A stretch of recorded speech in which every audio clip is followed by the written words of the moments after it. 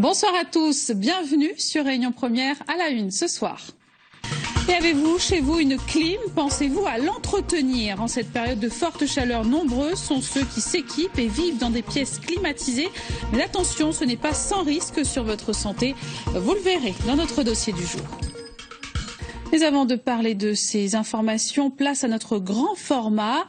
C'est l'été et il fait chaud, c'est bien normal. En cette saison, vous êtes nombreux à vivre avec la climatisation. Ça rafraîchit certes, mais connaissez-vous les conséquences si le climatiseur est mal entretenu? Des conséquences sur votre santé et aussi sur votre consommation d'électricité. Explication avec Annabelle Boyer et Daniel Fontaine.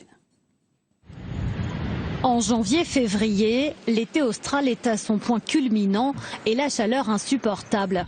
Dans ce bâtiment, 25 entreprises y ont trouvé refuge. Ici, public et salariés circulent quotidiennement dans un environnement frais. La climatisation tourne à plein régime. On travaille toute l'année dans la clim, justement avec la chaleur, avec les ordinateurs, tout ça. On a absolument besoin de climatisation qui est à peu près réglée entre 24 et 25 degrés tous les jours. Voilà, sans ça, c'est pas possible. C'est un moyen de confort pour nous. Un confort qui fait souvent oublier que les clims n'ont pas que des avantages. Avec le temps, les systèmes s'encrassent naturellement. Il est donc conseillé de les nettoyer 2 fois par an. Cette installation, par exemple, n'a pas été entretenue depuis 5 mois. Ce mardi-là, c'était jour de récurage. Ça, c'est une bâche. Ça va permettre de récupérer toutes les impuretés, toutes les bactéries qui vont tomber de la clim. Ensuite, on va pulvériser un dégraissant sur la batterie pour pouvoir nettoyer. Avec cette brosse-là, on va gratter pour faire tomber toutes les impuretés. Par la suite, on va prendre notre machine et faire un nettoyage approfondi tout autour de la batterie et ainsi que la turbine.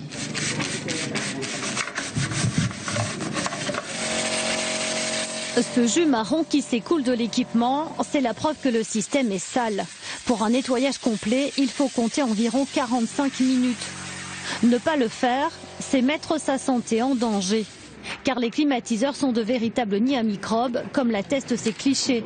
Sous l'effet de l'humidité, champignons, germes, moisissures ou staphylocoques s'y développent.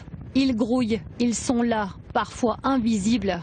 Le risque selon ce pneumologue, c'est la dispersion dans un espace confiné avec pour conséquence de l'asthme, des rhinites, conjonctivites, mais aussi des infections bronchopulmonaires. Donc ça peut toucher plusieurs niveaux de l'appareil respiratoire, ça peut être une infection, la légionellose, ça peut être une allergie, par exemple on appelle ça les alvéolites allergiques extrinsèques. Vous avez des réactions bronchiques qui peuvent être banales, c'est des toux, des irritations de la gorge et compagnie.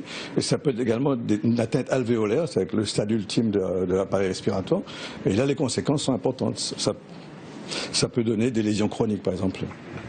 Bien veiller à la qualité de l'air respiré est donc essentiel, surtout dans les espaces où la climatisation est collective. C'est là qu'il est le plus nocif.